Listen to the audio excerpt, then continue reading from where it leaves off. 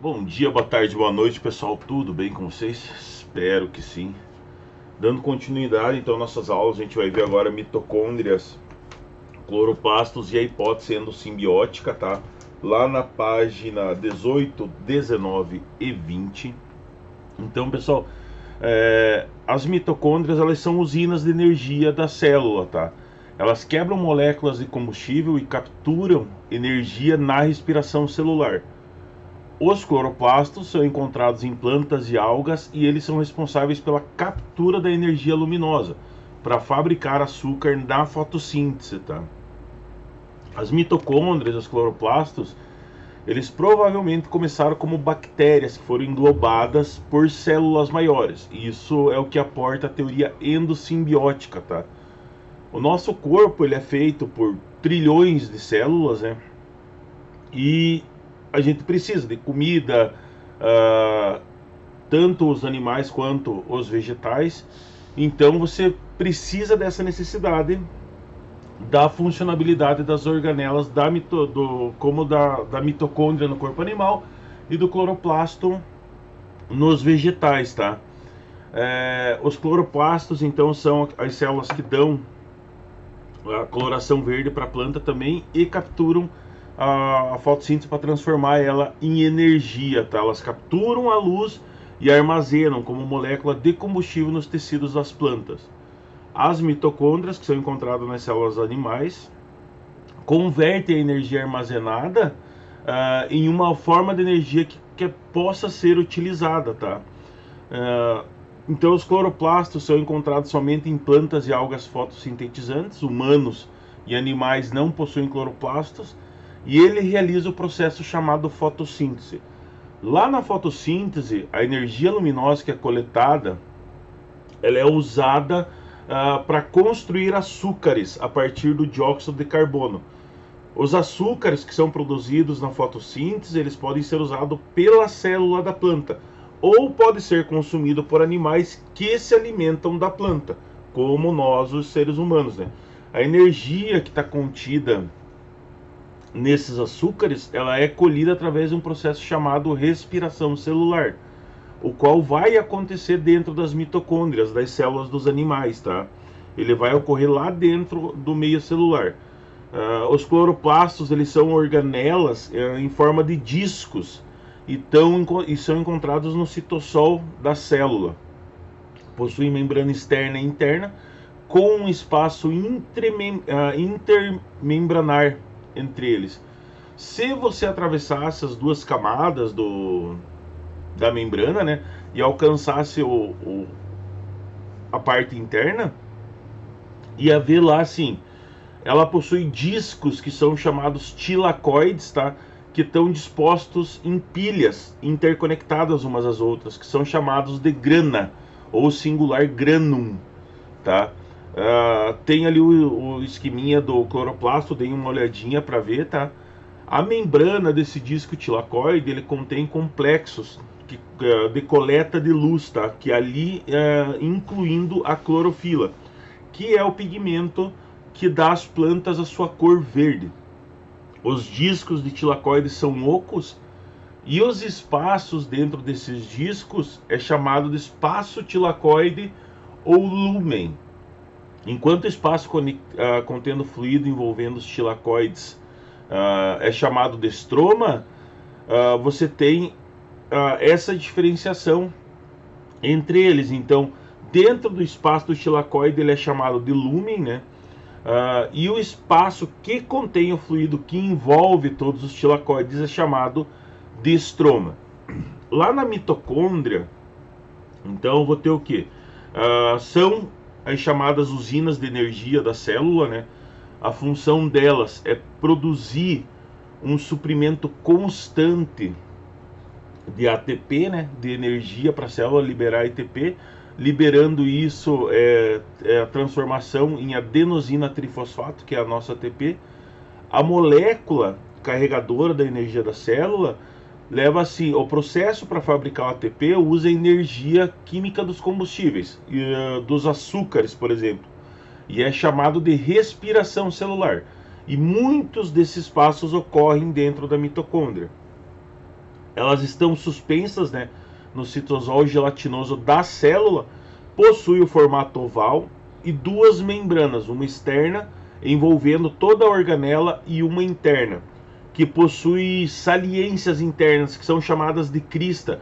Essas cristas elas servem para aumentar a superfície de contato da mitocôndria.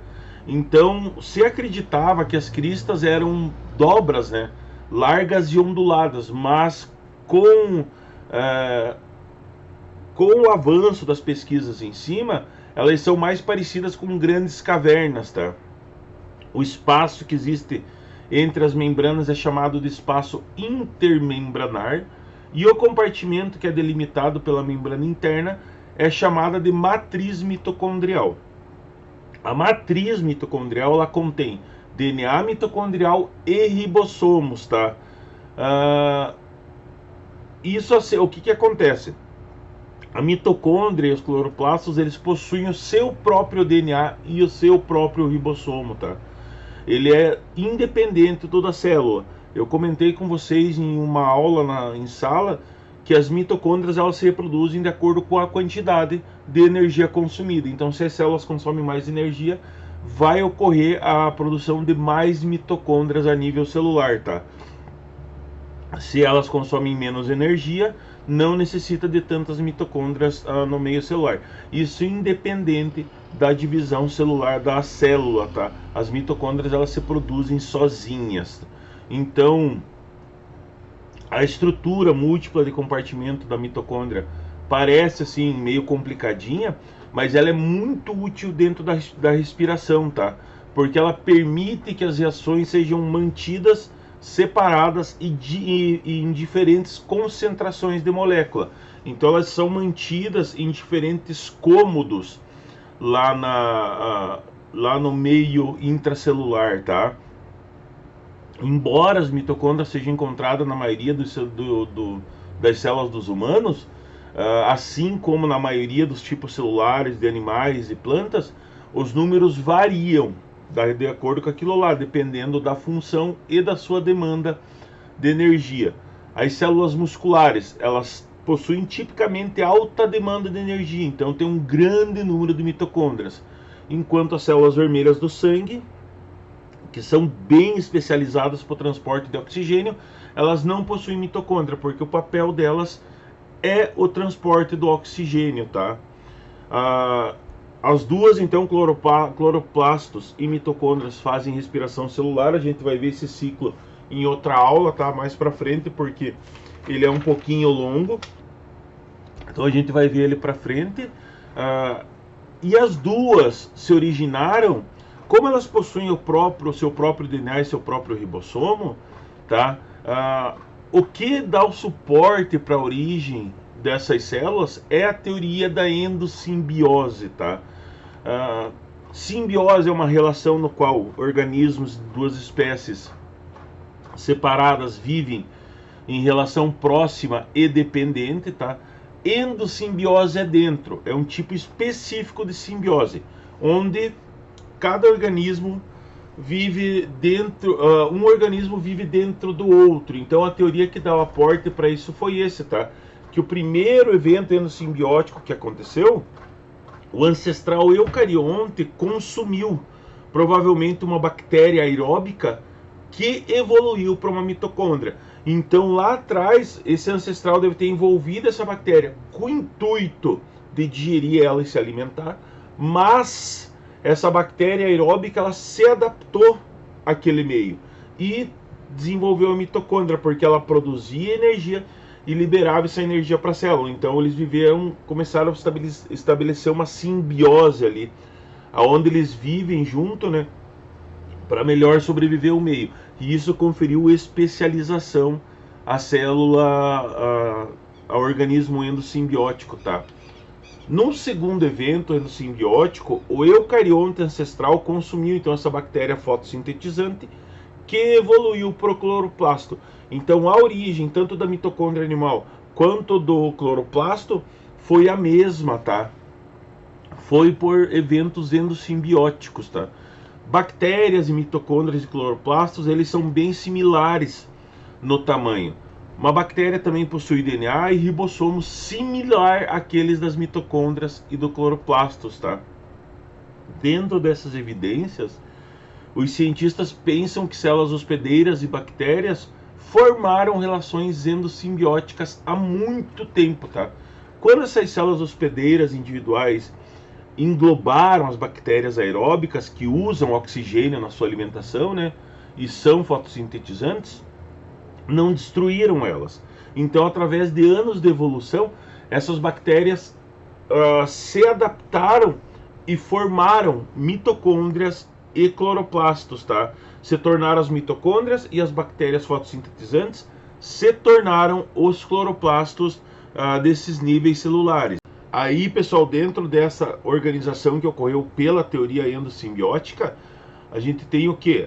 A composição química dos cloroplastos, né?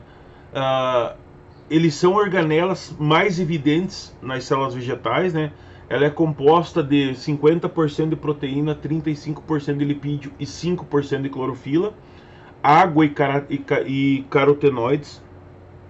Parte das proteínas são sintetizadas no núcleo da célula, mas os lipídios são sintetizados dentro da própria organela, tá? Dentro do próprio cloroplasto. Então o número de cloroplastos ele é regulado pela célula.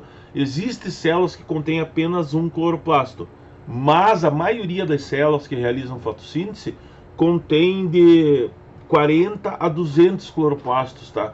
Que são aqueles, principalmente nas folhas, que são as principais responsáveis pela produção de por fazer a fotossíntese para a célula, tá? Eles se movimentam em função da intensidade da luz e da corrente citoplasmática. Então, eles fazem uma movimentação no interior celular. Na membrana interna do cloroplasto, ele não é dobrado em forma de crista, tá? E não contém uma cadeia transportadora de elétrons.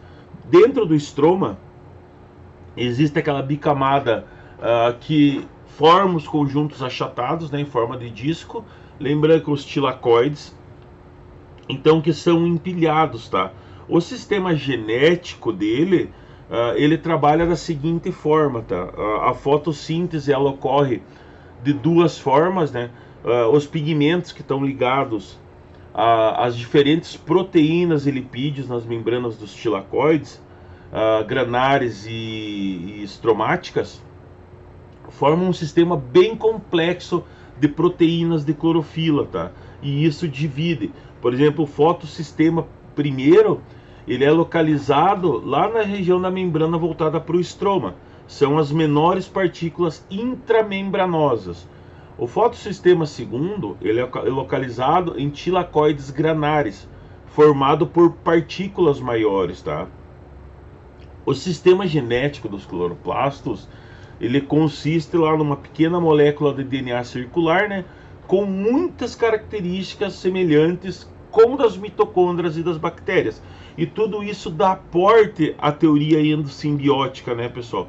Porque é a melhor forma de explicar como isso ocorreu e de que forma que foi a origem, que ocorreu a origem das mitocôndrias e dos cloroplastos, tá? Porque como eles têm DNA e ribossomos próprios, essa teoria veio dar aporte à origem dessas estruturas nos meios celulares. Então acabou aportando essas semelhanças evolutivas que ocorreu entre as bactérias e essas células quando elas se organizaram, as células animais com mitocôndrias e as células vegetais com os cloroplastos, tá, pessoal? Aí vocês vão fazer os exercícios da página 21, 22 e 23, tá?